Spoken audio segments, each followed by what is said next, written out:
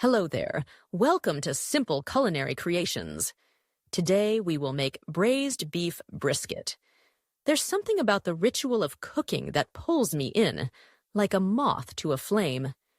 It's not just about the food. It's about the transformation, the alchemy of raw ingredients becoming something greater than the sum of their parts. Take brisket, for instance. A simple cut of meat, often overlooked, but when treated with care, it becomes a symphony of flavors, a testament to patience and love. I remember the first time I made braised beef brisket. I was nervous, standing in my tiny kitchen, surrounded by the familiar scents of spices and herbs. I had my ingredients laid out like soldiers ready for battle: salt, pepper, a hunk of beef, onions, garlic, thyme, and broth. It seemed so straightforward, yet I felt the weight of expectation. I wanted to create something memorable, something that would linger in the hearts of those who shared the meal with me.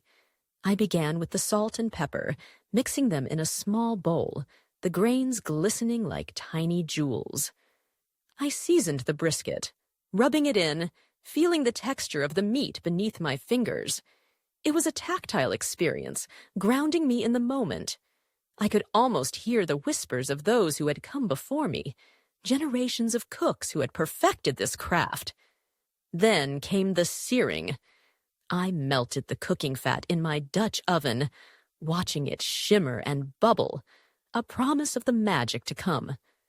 When it was hot enough, I placed the brisket in the pan, and the sound of sizzling filled the air, a glorious symphony that made my heart race.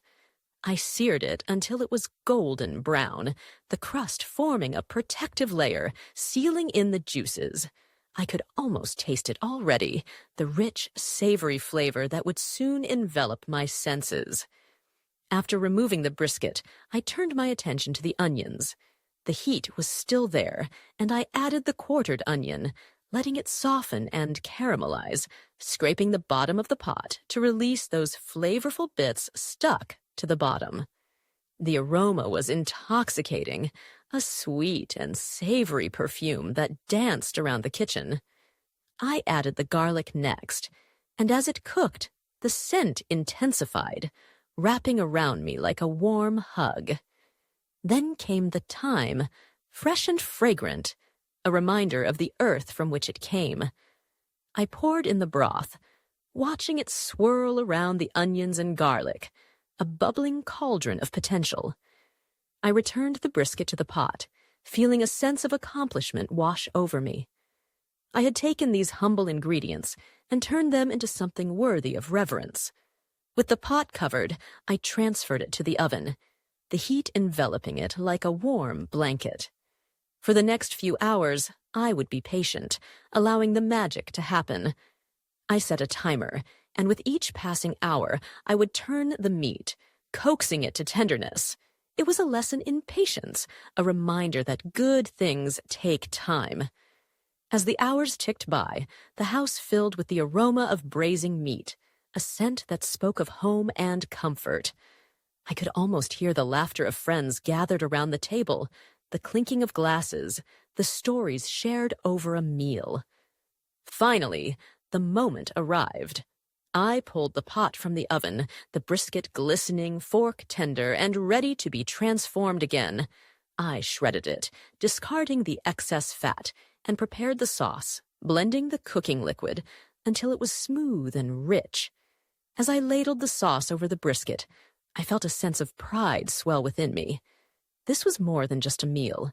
It was a labor of love, a celebration of flavors and memories.